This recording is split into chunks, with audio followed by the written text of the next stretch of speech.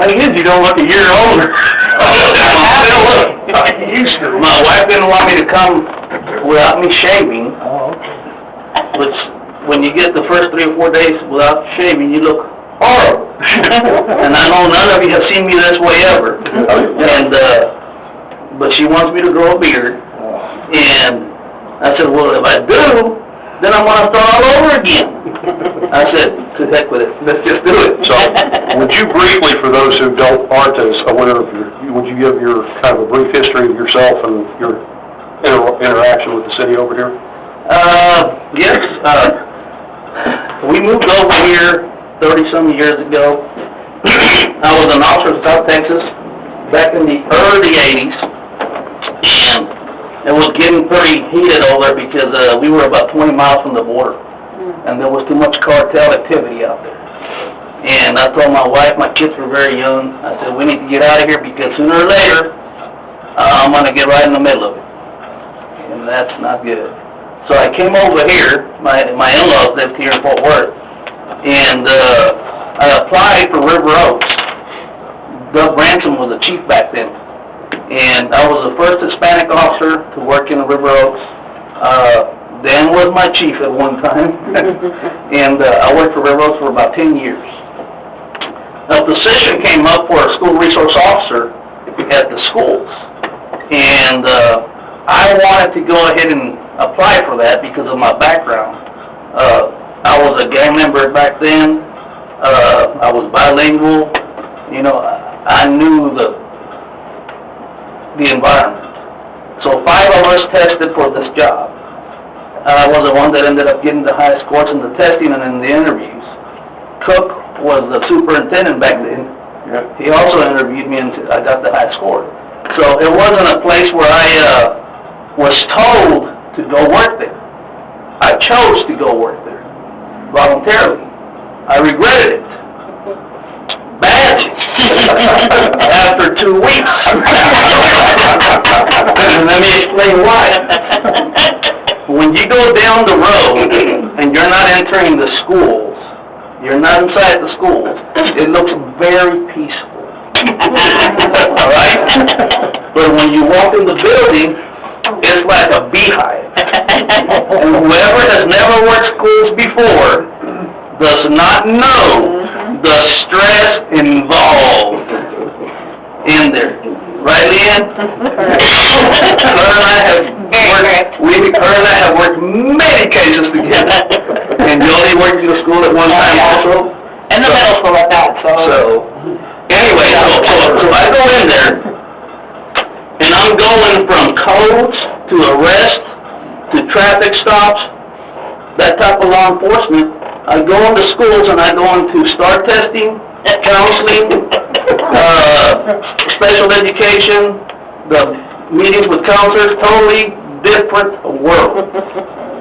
And not only that, but it was extremely infested with gangs. I'm talking seriously infested. Several kids killed, 5, 6, 7 fights a day. Every restroom was tagged, every single day, every period. All the backpacks were tagged, they were wearing gang colors. It was bad.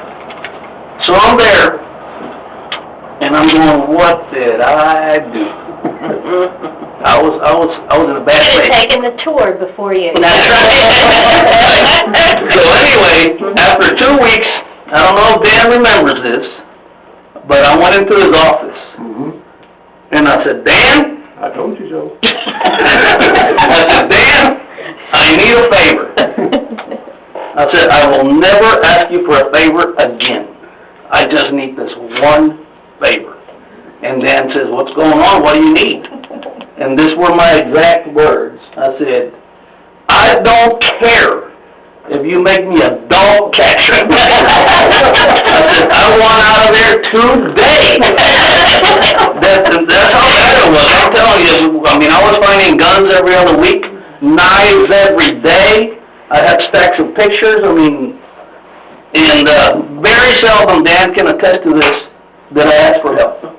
I took care of it myself. Anyway, when I asked Dan for that favor, Dan said, nope. I think you went to school over there too, right? This is our first lady. Give it that, yes. So, anyway, I did not get invited though. no. So anyway, Dan says, nope. And he said, give it about a month, and, if after a month you want out, we'll figure something out. Well, I went to my knees about it, all right, like I always did, and God said, nope, you staying there. It was rough, but with God's help, within 2 or 3 years, I cleaned it up. And I can say that I did it pretty much single-handedly, because I was out there, and everybody knows me out there. And we had parents wanting to pay tuition. They were renting houses, like, whenever they came up, they were using their aunt and uncle's address, because everybody wanted to go to school here. Because there was no gangs, no bomb threats, none of that stuff after several years, I'm saying. And to end this, well, started as a SRO, then we decided to make our own police department, and then we became Castleberry ISD Police. And I retired about 5 years ago. Had enough.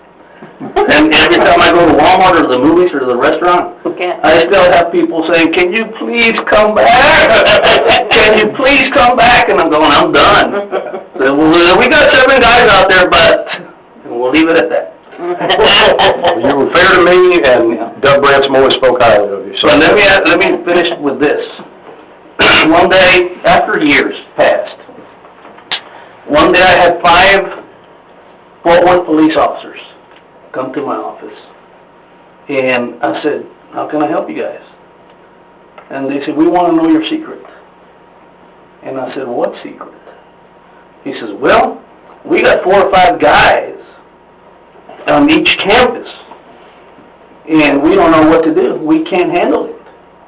You got 5,000 kids, 500 employees, all the transportation, all the events, games, all the concerts, all the meetings, all the traffic, all the parents, and you're one guy. How do you do it? We want to know your secret. But before they came to my office, they wanted to go inside every restroom. So we go in the restroom and they look in the stalls. Hey, you guys in the restroom? Yeah, let's go to another one. Look in the, you got another one? Yeah, I said, well, we can go to the whole district. I know what you're looking for. You're looking for graffiti, tagging, vandalism. I said, you won't find it.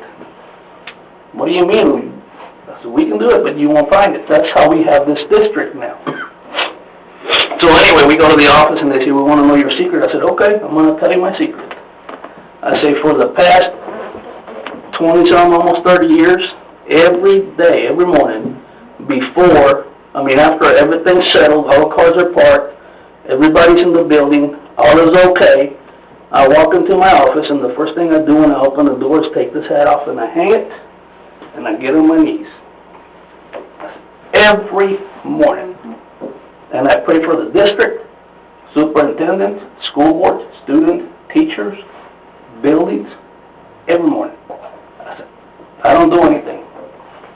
He does it all. I'm just a vessel. That was the secret. And I said, now that I've told you, are you going to do it? They all looked at each other. Well, see, thank you very much. And they walked out. But that was the story. That's it. Well, thank you very much. I wasn't planning on saying all that, but... You remember the whole board with Doug? You know that. Y'all all know Doug. He had a unique way of, when you're doing the whole board, you're putting them through the paces and everything. Well, I remember distinctly, Doug asked Jesse, he says, all the other guys came in here with a sports coat on or a suit. You came in without one. Why? And your answer was, I don't have one. I don't think I need one. Good enough answer for me. And then, every time there was going to be media, or newspaper, or pictures, Doug would get it. Tell the dispatcher, call Jesse. Jesse. Yep, we need somebody to take, pictures and stuff.